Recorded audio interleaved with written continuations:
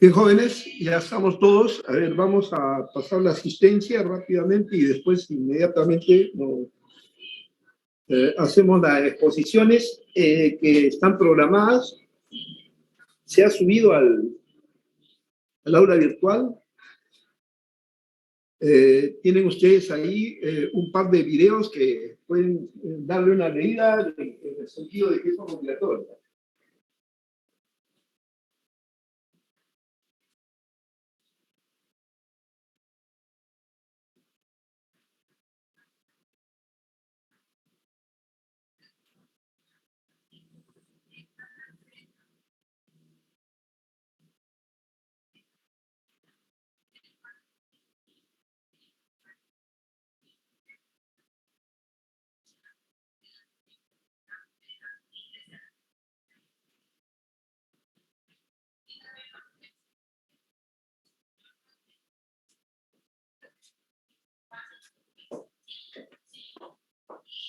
Bien, entonces, indicado eso, vamos a pasar entonces, como les decía, a la asistencia.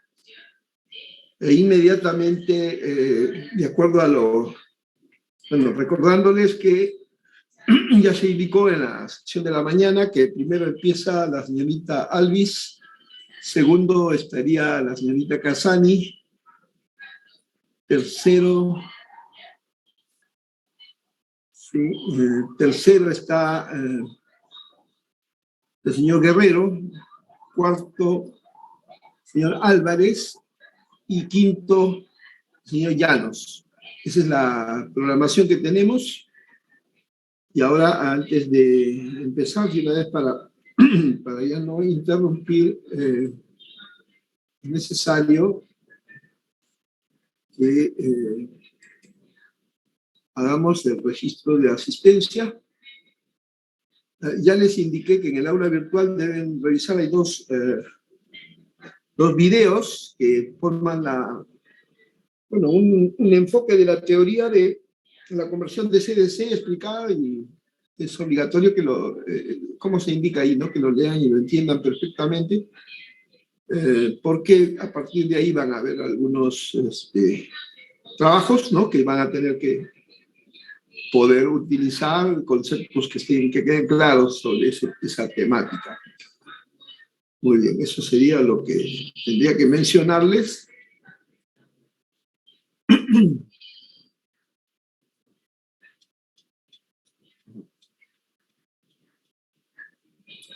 Básicamente es eso, ¿no? Ya. Y en cuanto a la asistencia, la pasamos inmediatamente ahora, de manera que... ¿sí?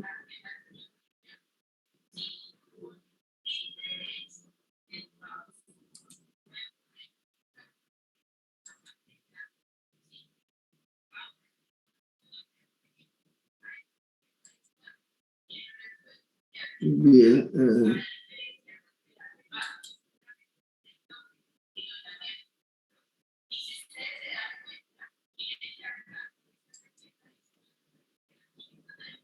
Bien, llamamos rápidamente lista del señor Aguilar. El señor Álvarez. Ya, correcto. Aguilar presente. Ya, Álvarez. Presente, profesor. Alvis. Presente, profesor. Buenas tardes. Buenas tardes. Báñez. No está. Buen día. No está. Cadillo. Tampoco. Cairo. Presente, profesor. Bien. Cano. No está. Casani. Presente, profesor. Buenas tardes. Buenas tardes. Condori. Presente, profesor.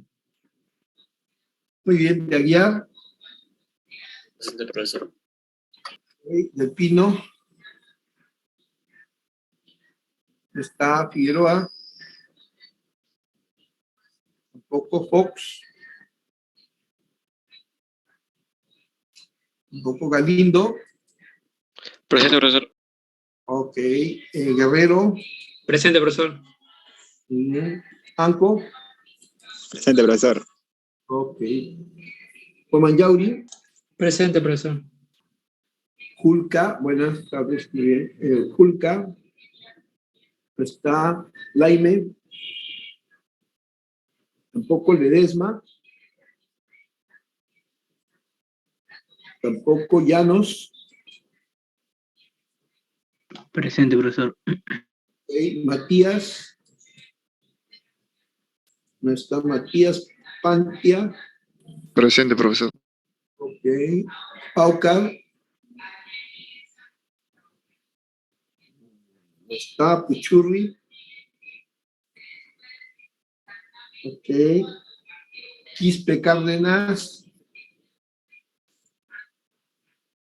Presente, profesor. muy bien. Ramírez, no está, o sí. Rivera, no está. Rojas, Presente, ingeniero, buenas tardes. buenas tardes. Romaldo Ramos, Presente, profesor. ok. Sánchez, no está. Villafuerte, tampoco. Y Celada. Presente, ingeniero. Salado. Muy bien. Ok. Entonces, seguimos ahora con conversión de CDC, que es lo que está ya en las grabaciones que deben ustedes leer cuidadosamente, bueno, escuchar más bien y entender, y las preguntas que hubiera, pues las vamos. Voy a preguntarle también algunos conceptos sobre eso que se está ahí indicando, así que hay que leerlo, escucharlo y entenderlo con mucha precisión. Bien. Entonces, tenemos ahí el boost, el back, el book, digamos, back, como quieran, ¿no? Y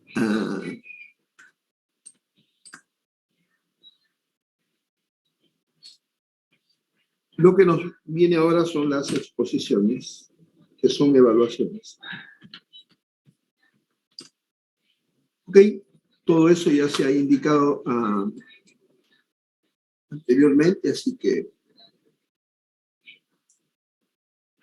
sin mayor comentario pasamos entonces ya ahora sí al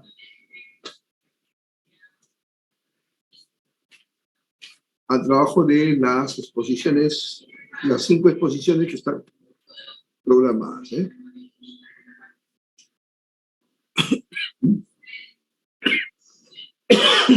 A ver, vamos a ver qué pasa.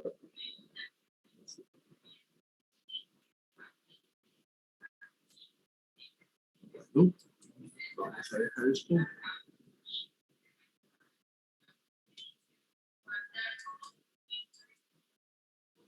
Muy bien, empiece por favor. Estoy en profesor, voy a compartir mi pantalla. No puedo compartir mi pantalla. A ver, intente nuevamente, porque ya le había dado la...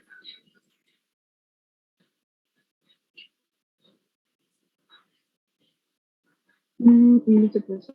Buenas tardes, compañeros. En este caso, voy a exponer acerca, un breve análisis acerca del inversor Mapam y también su simulación.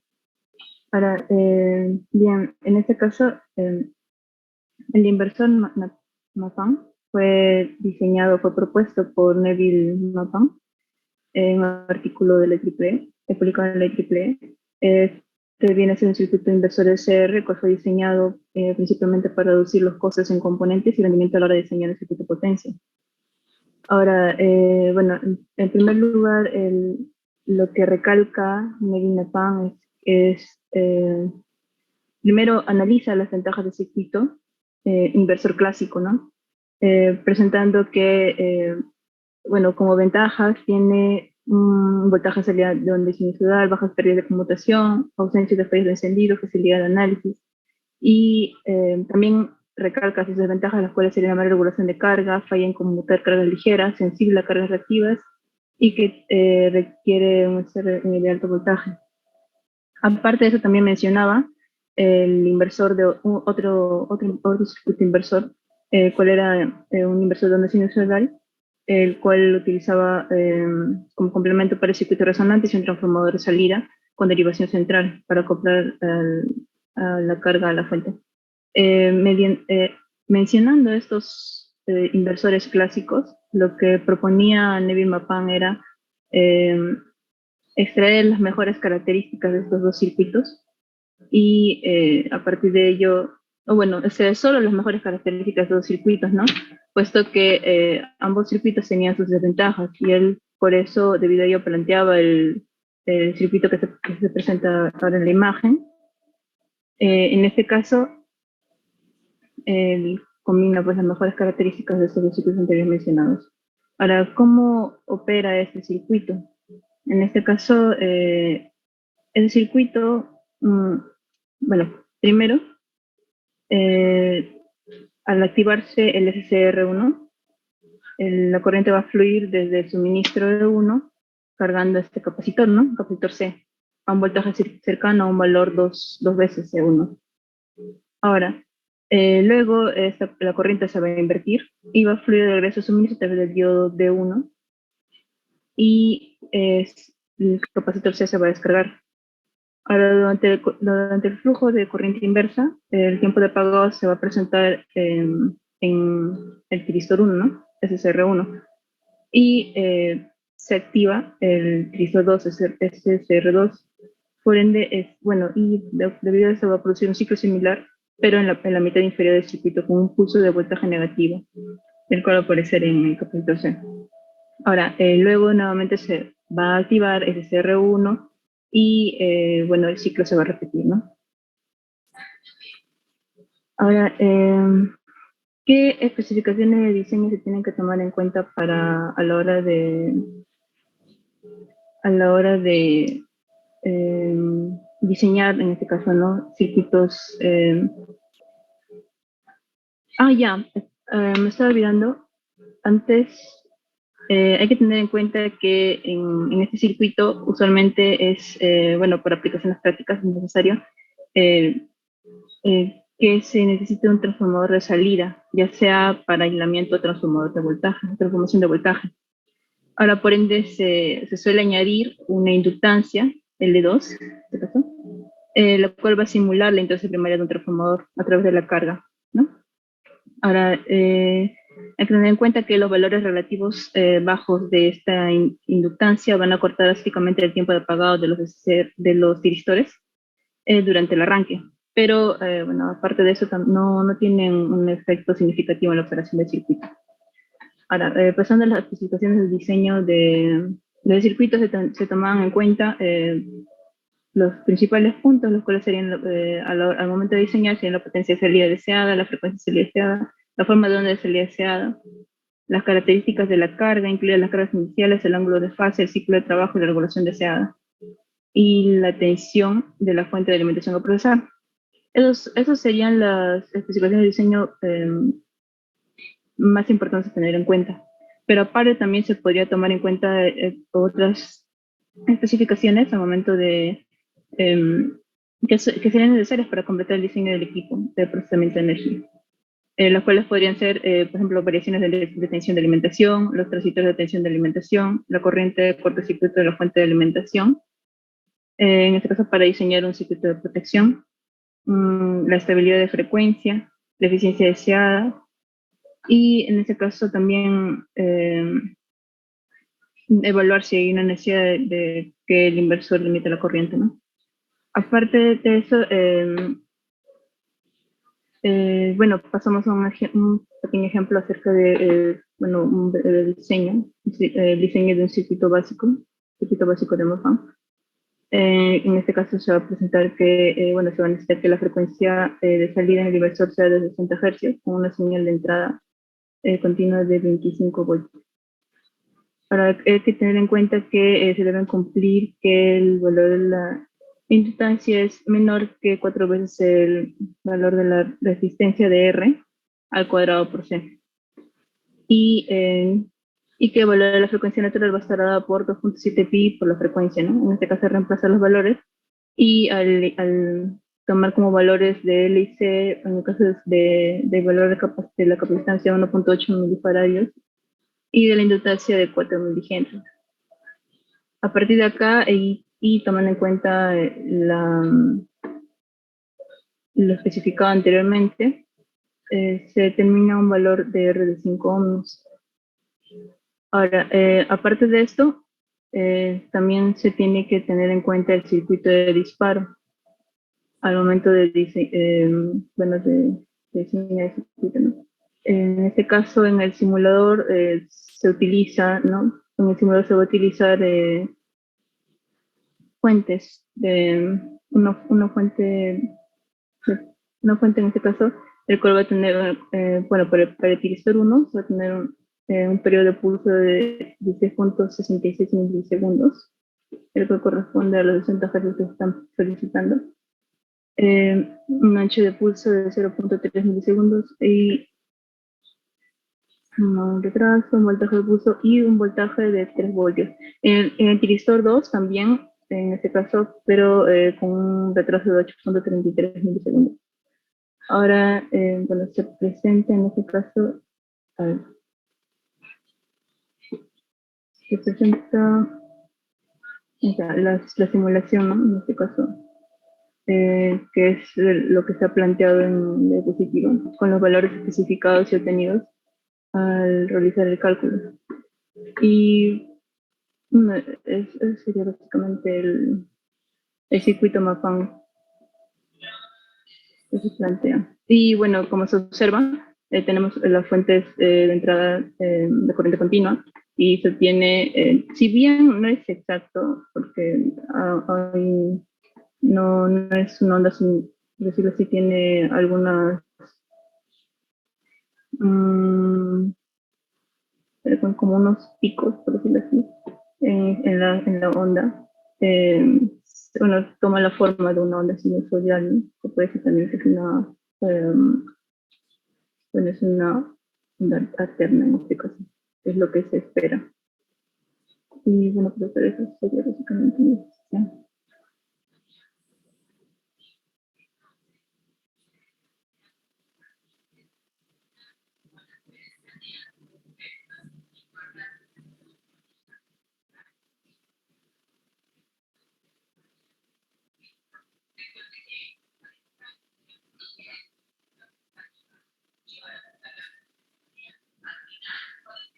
Y de profesor terminé mi caso de exposición. Sí, alguna pregunta que haya inmediatamente termina, por favor háganlo. Y si no hay preguntas, bueno, lo que ha hecho es una revisión. Hay preguntas, pero esta vez no voy a hacer, voy a basarme solo en la exposición que se está grabando y seguimos con la siguiente persona que se ha propuesto y planteado, ¿ya? Una recomendación en tanto va presentándose. Deben en sus exposiciones exponer conclusiones, ¿no? Observaciones, conclusiones, opiniones de parte de ustedes de la comprensión de los circuitos que van viendo, ¿no? Son aportes que tienen que haber en un informe siempre, ¿ya? Es tan importante esa parte,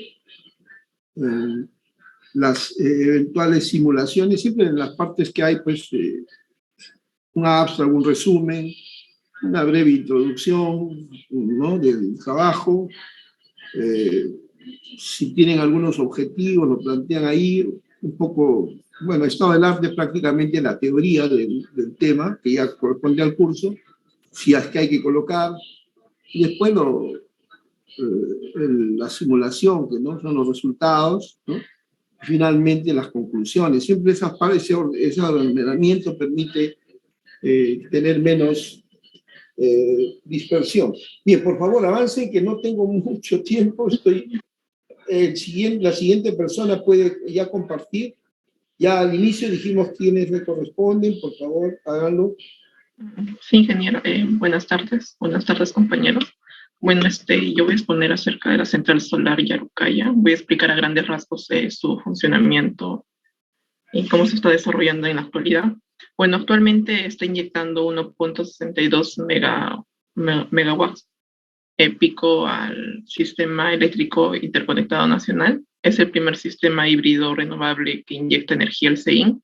Híbrido porque es parte de la combinación de hidro de Yarucaya, ya que existe hace años, y solar, ¿no? Esta central ha sido inaugurada el año pasado, por noviembre. Va alrededor de medio año de operatividad. Bueno, esta central solar está ubicada en Sayán, en la provincia de Huaura. Es un proyecto 100% solar.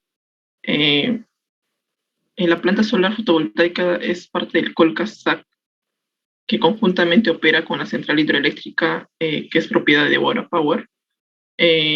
Bueno, la hidroeléctrica está ubicada a 5 kilómetros más arriba nomás de la central solar.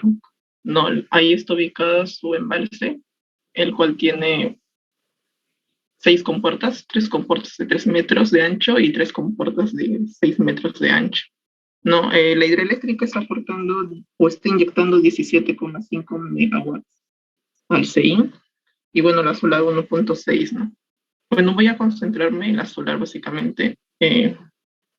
Bueno, este proyecto nace con la idea, ¿no?, de un ingeniero que ya trabajaba en la central hidroeléctrica Yarucaya, ¿no? Al ver un espacio desértico al costado del espacio donde estaba la sala de control y todo ello, se propone, ¿no?, estudiar el espacio para ver si tenía potencial para una central solar. Y bueno, después de un año de estudio, logra estimar que colocando 3.070 paneles aproximadamente, se podía, ¿no?, obtener una potencia de 3,1 gigawatts hora anualmente, ¿no?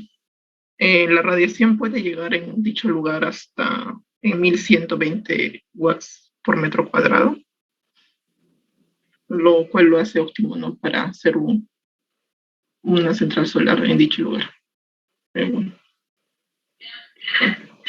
Bueno, la central solar, como decía, cuenta con 3.060 paneles de 530 watts pico. Cada uno crea una potencia, bueno, creando en total, ¿no?, una potencia de 1,62 megawatts pico. Es la potencia que Novus Solar está generando y garantizando al Colca Solar, ¿no?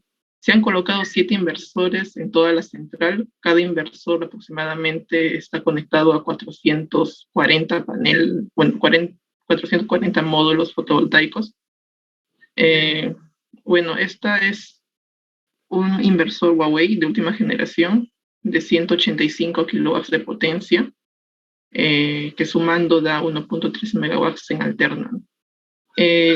Gracias a estos inversores se logra maximizar la producción de energía, ¿no?, de la planta fotovoltaica, debido a la tecnología Maximum Power Point Tracker, que son las MPPT, que la cual el inversor lo tiene integrado, ¿no?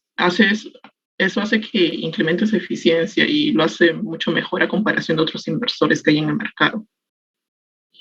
Y se podría decir también que es uno de los inversores con mayor gama tecnológica que se ha instalado, ¿no?, aquí en el Perú. Bueno, aquí está el diagrama unifilar de la central solar. Pero aquí en la parte baja vemos la central, ¿no?, el cual inyecta 1,6 megawatts. Los 7 inversores, la barra donde sale es aprox 0,8 kilovoltios, para luego transformar y llegar a 13,8 kilovoltios. Luego se une, ¿no?, en la barra común que tiene con la hidroeléctrica, ¿no? La hidroeléctrica acá está aportando 8,77 cada uno. Esto se debe a las 2 turbinas Francis que contiene la hidroeléctrica Yarucaya. Y bueno, ambas se unen ya o se inyectan al CEIN mediante la línea 66 kilovoltios de Yarucaya. Bueno, tal vez profundizar un poquito más. Los inversores de red Huawei son el modelo Zoom 2185 kilovatios. Este tipo de inversores tiene la característica del monitoreo de stream por stream, lo que facilita la detección de fallas, ¿no?, en los campos de paneles solares, debido a las dimensiones del sistema que tiene. La tensión de salida en corriente alterna es de 800 voltios, hace eficiente, ¿no? El dimensionamiento de los cables AC en baja tensión, y esta característica es muy útil para realizar diseños distribuidos. Bueno, aquí hay la ficha técnica del inversor. Tiene una eficiencia máxima de hasta un 99%. En la entrada tiene, su voltaje máximo es 1500. Contiene 9 entradas MPPT. Cada inversor contiene 9. En la salida podemos apreciar la potencia activa máxima, que es 185.000 watts. Tiene distintas formas de protección. Tiene una protección anti-isla, protección contra sobrecorriente, contra polaridad. Es un inversor muy inteligente, todo es manipulado en la sala de control nada más, todo es computarizado. Bueno, aquí está la instalación, ¿no? Más o menos se puede observar cómo es. Todos los inversores contienen este pozo a tierra. Tiene un sistema de cableos un poco bastante dinámico, son un montón de entradas. Tal vez en una próxima exposición puedo explicar eso, pero básicamente es así. Acá hay otra vista. Y bueno, se estima que la central solar evita 60.000 toneladas de CO2 durante toda su vida útil, ¿no? La cual es estimada a 25 años aproximadamente. Muchas gracias. Bien. El enfoque a nivel de desarrollo técnico lo han trabajado en cuanto a las aplicaciones que puedan dar a ese potencial. O no sé si me escucha, señorita Karen. ¿Podría repetir? Disculpe. No, el enfoque aplicativo de la potencia que están instalando, ¿lo han contemplado en el proyecto que está usted haciéndonos mención? Sí. Ya, eso es una de las partes que de alguna manera es de mayor interés en nuestro curso, porque es un curso orientado al desarrollo y la implementación, ¿no? Entonces, pero claro, aquí está hablando a nivel ya de proyecto, de elementos que son el complemento ya de una inversión. Nos interesaría saber la parte, el diseño conceptual de la planta, ¿ya? Pero en fin, eso puede ampliarlo, ¿no? Porque es necesario tener esa visión. Sí, ingeniero, eso planteo ser para una próxima exposición. Es necesario, sí. El curso nuestro es un curso bastante circuital, bastante de desarrollo de circuitos, ¿no? Entonces, complementar esto es muy importante. Muy bien, continuamos.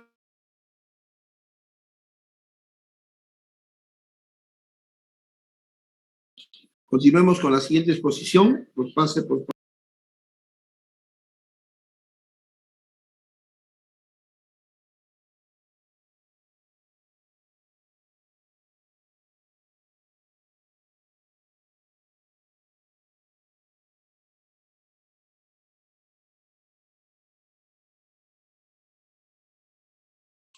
Profesor, se le apaga su micro, profesor.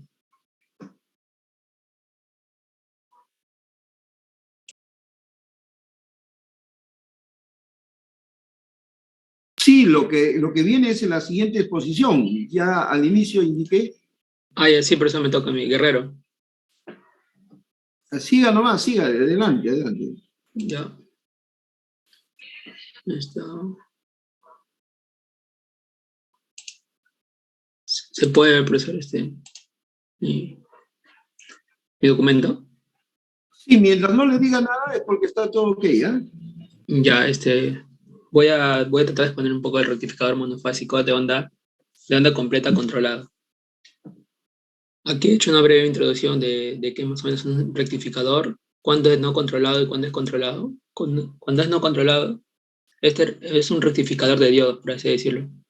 Como ya sabemos, el diodo es un dispositivo unidireccional que permite el flujo de corriente hacia un solo lado.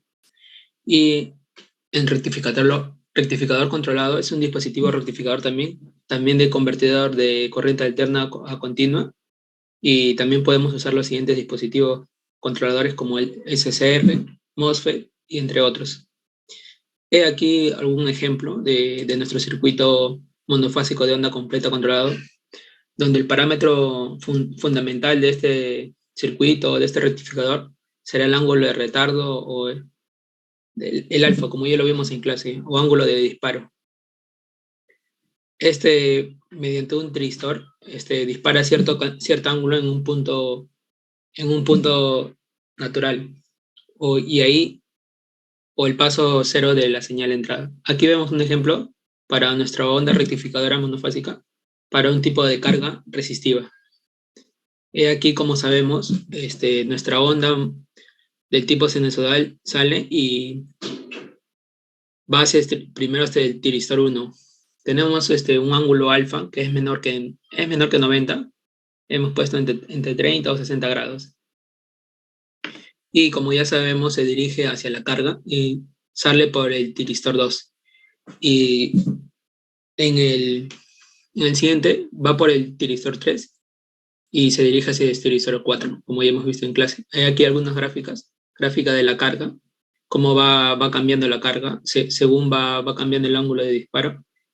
A ver, y toma la forma sinusoidal toma la forma 0 hasta el ángulo de disparo, y ahí toma ya la forma sinusoidal hasta que acabe la sinusoidal positiva, y al siguiente disparo sigue tomando 0 hasta que llegue el siguiente disparo. Y sigue tomando la forma sinusoidal como hemos visto en clase. Aquí hemos visto alguna gráfica de la corriente en los disparos tanto en el 1 y en el 2. Aquí en el 3, cuando ocurre el tercer disparo. Aquí sucesivamente una gráfica para la corriente del tiristor 1 y tiristor 2. Le he sombreado ahí para que se note un poco en el tiristor 3, tiristor 4. Aquí también un cálculo así para la tensión promedio, partiendo desde que es una función periódica. Como ya sabemos, en clase lo hemos visto, sale el BP, que es el voltaje pico o tensión pico, entre pi, operando esta integral más 1 más el coseno del ángulo de disparo. Como hemos visto, en los diodos es un circuito no controlado, así es que el ángulo de disparo va a ser 0, y tenemos la siguiente fórmula. Por así decirlo, una fórmula general. Tanto para el valor eficaz, también lo he hallado, para una forma general, pero también para los diodos, como hemos visto en clase, nuestro ángulo va a ser 0, y también tenemos la fórmula general de voltaje pico entre raíz de 2, va a ser nuestro voltaje RMS. Simulando le he dado un valor pico de 220 voltios, una frecuencia de 60 Hz, una resistencia, porque es del tipo resistivo nuestra carga, y un ángulo de disparo de 60 grados. No sé si se visualiza bien las gráficas, pero ahorita luego voy a mostrar también la simulación. Sale por el tiristor 1, va hacia la carga, tiristor 2, y otra vez llega. Y el ciclo negativo va y sale por el tiristor 3, va al tiristor 4, y así sucesivamente, como podemos ver en la siguiente gráfica. Acá también se nota un poco, pero he hecho un poco los voltajes o las tensiones de disparo. Tanto en el disparo en 3, en el tiristor 1 y en tiristor 3. Como vimos anteriormente, aquí primero es 0 hasta que sucede el disparo, y ahí toma la forma de la sinusoidal, una sola parte no, porque después del ángulo de disparo. Y aquí otra vez toma 0 hasta esperar el segundo disparo, y así sucesivamente. Como ya hemos visto durante la simulación en el PSIN, el valor promedio me arroja 105.0,4 en voltios, pero usando la fórmula que ya demostré aquí, una fórmula general para el valor promedio. Aquí una fórmula general usando esta ecuación 1, como le he llamado.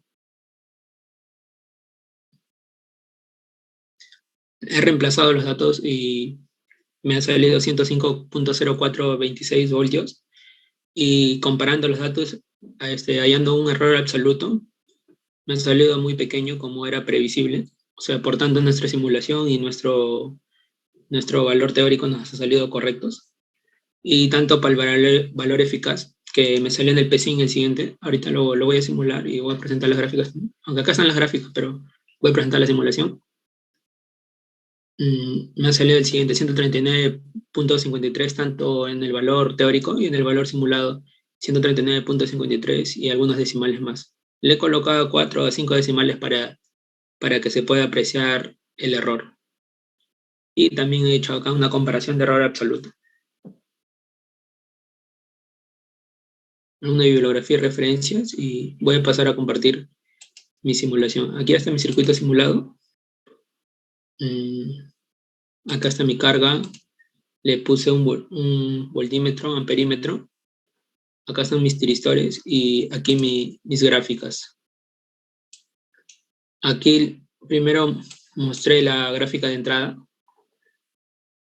La gráfica de entrada sí la sinusoidal. Aquí las gráficas de las tensiones de disparo, que son pequeñas. Y aquí en la salida, cómo se va formando la onda, poco a poco. Y con esta opción me da el valor promedio.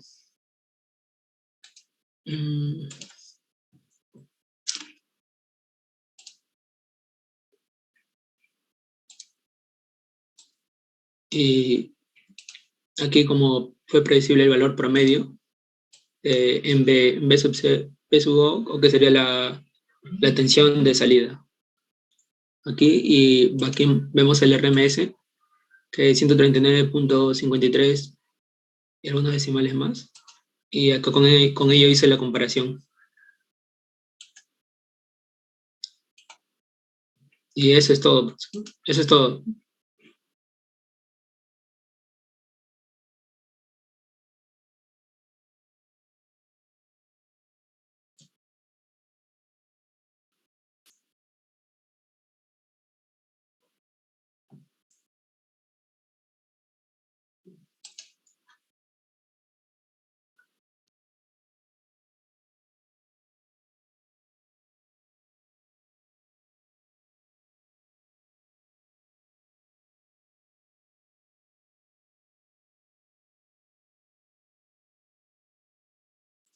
Profesor, esa es toda mi exposición. Ya hice mi parte resuelta y parte simulada y una comparación.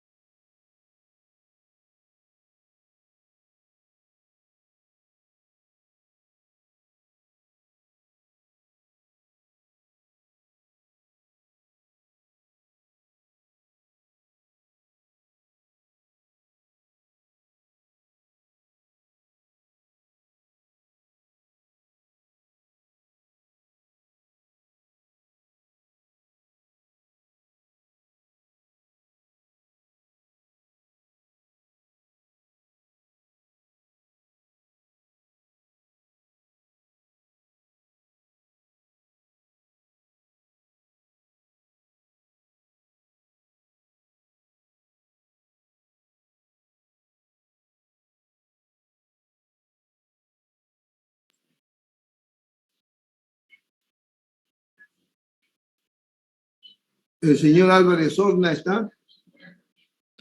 Sí, profesor. Ya hay que exponer. ¿Se ve mi pantalla, profesor? Mientras no le diga nada es porque todo está ok, ¿eh? No se preocupe. Ya, Adelante. Sí. Ya, yo voy a exponer la parte de repositorio libre número 2, rectificador monofásico de onda completa no controlada. Bueno, acá lo simulé con PSIN, puse una resistencia de 20 y me salió el voltaje en la carga de esa manera, pero yo quise hacerlo ahora con filtros para rectificadores. Primero puse un filtro capacitivo, de esa manera sería el circuito, y con unos datos aleatorios, bueno, no tan aleatorios, ¿no? Pero con unos datos de resistencia 20, mi voltaje, mi tensión de 220, mi frecuencia de 60, y con un factor de rizado de 5%. Apliqué la fórmula de factor de rizado para poder hallar la capacitancia que debería poner.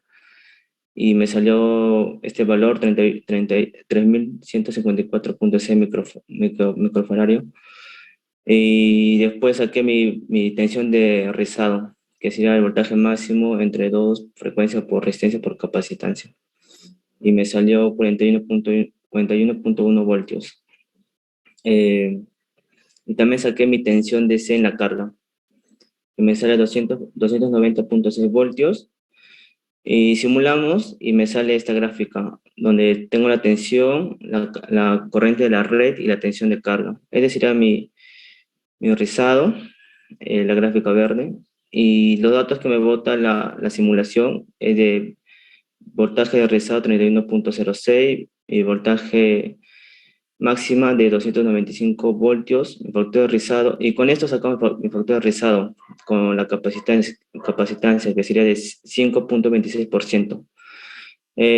Ahora queremos hacer otra comparación también, de agregar una carga inductiva a mi valor de capacitancia, a mi filtro de capacitancia.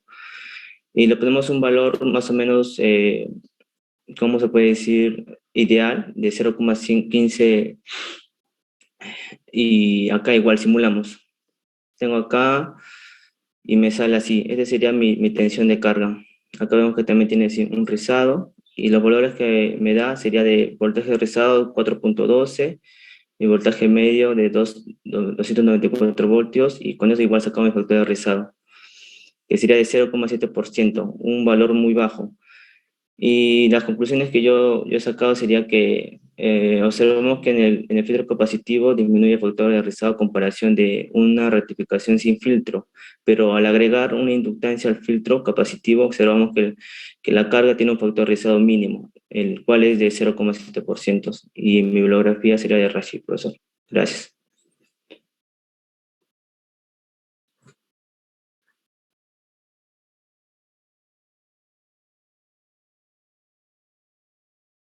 Ok. Si hay algunas, en todo caso, si no hay, pasamos a la siguiente exposición.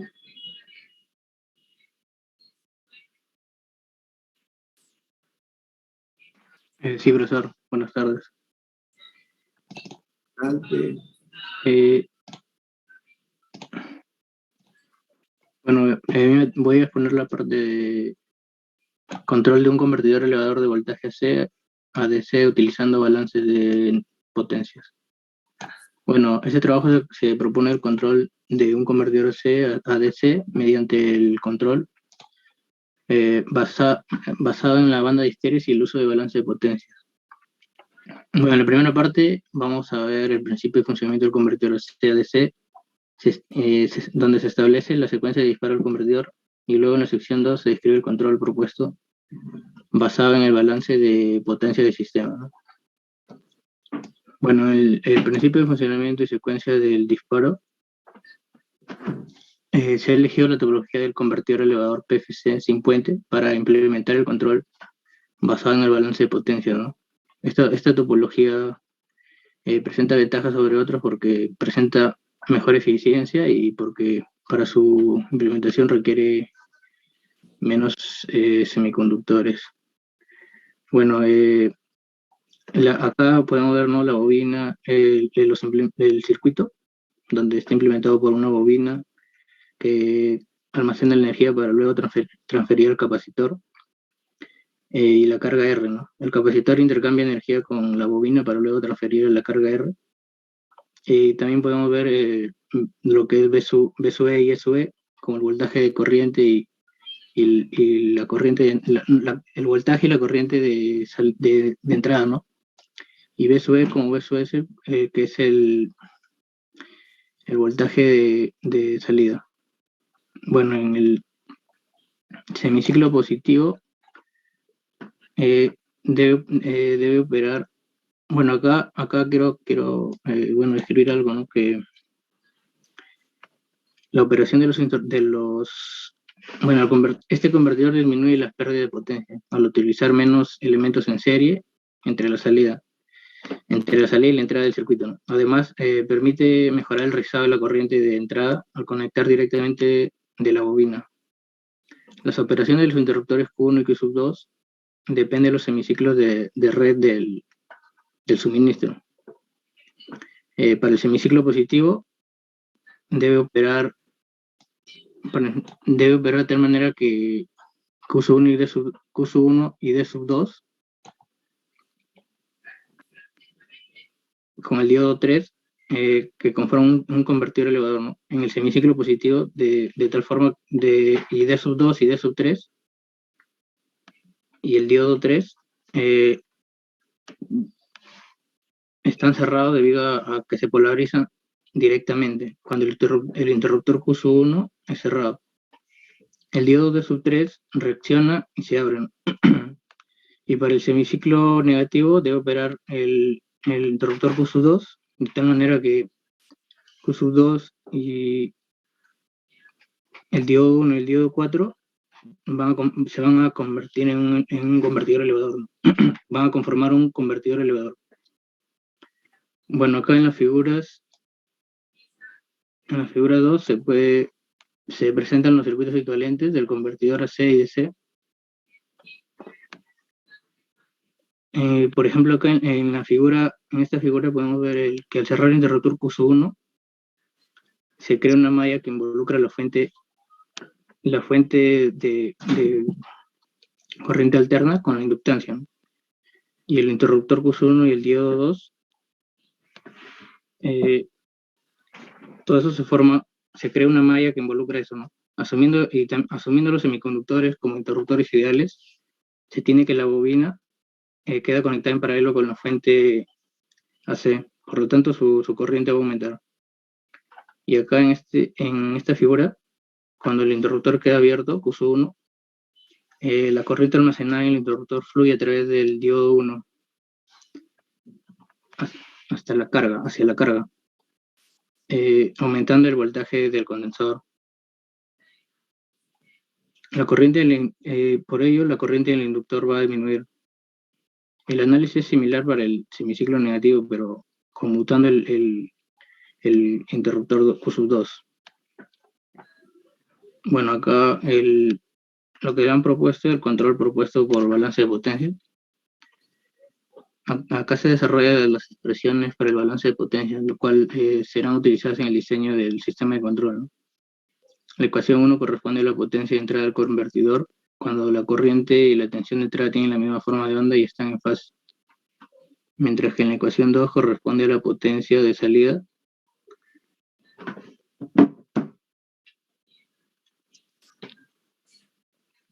asumiendo el rizado, pero en la tensión DC del convertidor. Acá donde B sub n y E sub n y E sub p se refieren a los valores pico de la señal de entrada y la frecuencia angular fundamental y el T es el periodo. Igualando las ecuaciones 1, 2 se obtiene esta ecuación 3, donde el sistema de control tiene como objetivo mantener el constante el voltaje DC en la salida, garantizando una buena regulación y el seguimiento del voltaje de referencia elegido por el usuario, ¿no? Bueno, acá se ha implementado este sistema de control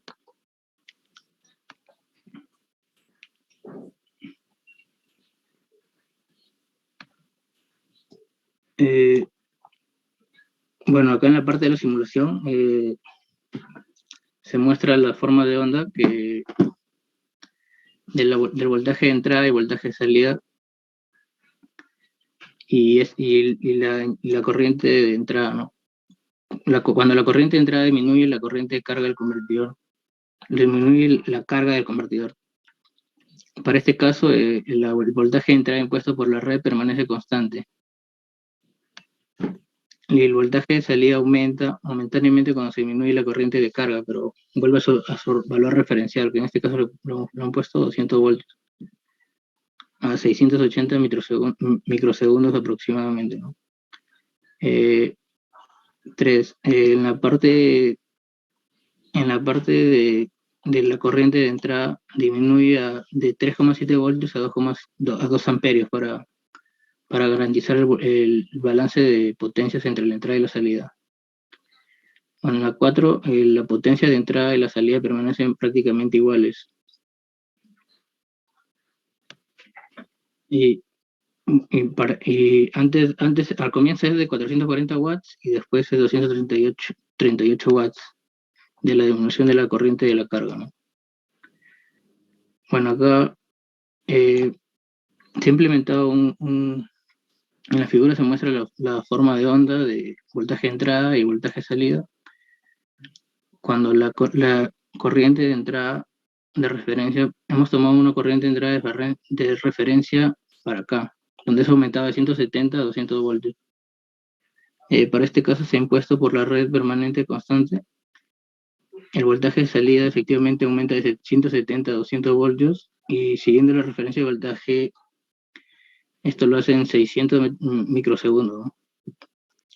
En la parte 3, la intensidad de entrada aumenta de 2,55 a 3,7 amperios, garantizando el balance de potencias entre la entrada y la salida. Bueno, y la potencia en la entrada y la salida permanecen siempre iguales. Antes de 285 varía a 414 watts. La referencia al voltaje, ¿no? Aumenta el voltaje. Eso sería todo, profesor.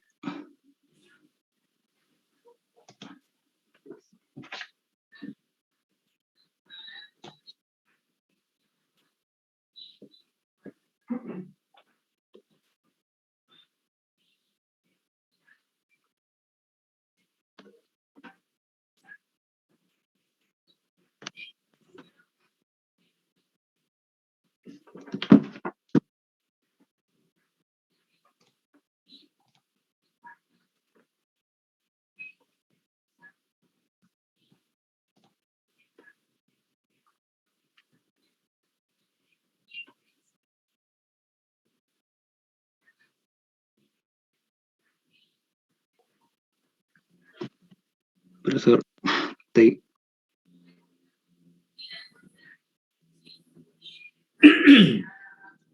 Ok. A ver. Preguntas siempre que terminan, si hay alguna pregunta hay que hacerla o durante la exposición para ganar tiempo correspondiente. Bueno, no hay preguntas. Ok. Con eso estamos completando, creo, si no me equivoco, las 5 exposiciones que se ha hecho. Voy a ver el informe para poder completar ya y evacuar las notas, ¿ya? Toda coordinación la vamos a hacer con los delegados.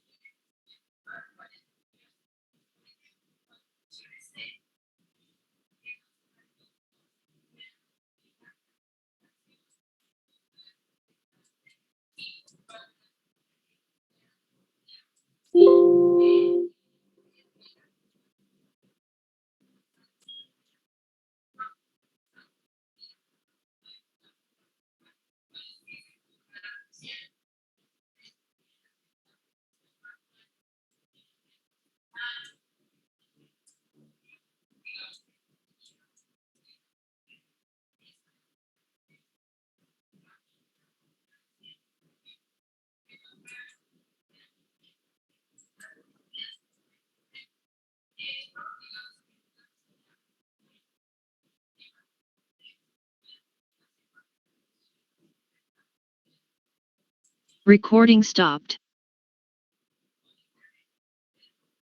Bueno, no sé si tengan alguna consulta que hacer. La indicación está planteada en el sentido de que hay 2 videos que deben ponerse a estudiar desde el momento, ¿ya? En la siguiente clase vamos a preguntar y también vamos a indagar su comprensión de esa explicación, que son los 2 principios básicos de funcionamiento de los convertidores DC-DC. Si tienen alguna pregunta deben hacerlo ahora, en caso contrario estaríamos ya cerrando la sesión el día de hoy, ¿eh?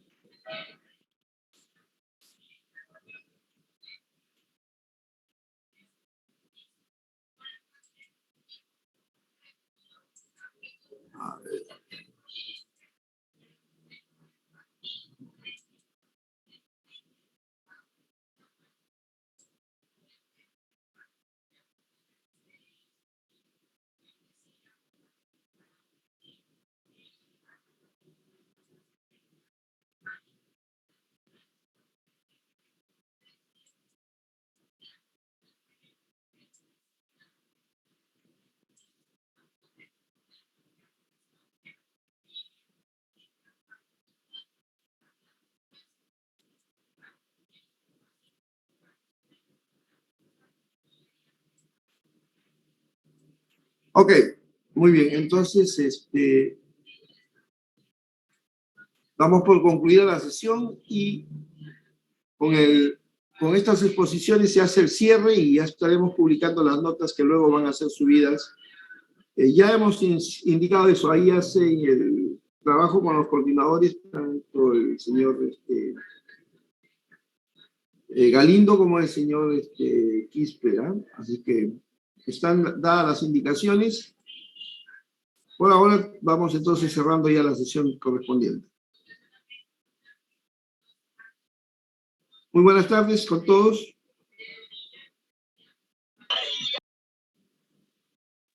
Buenas tardes, profesora. Hasta luego. Luego.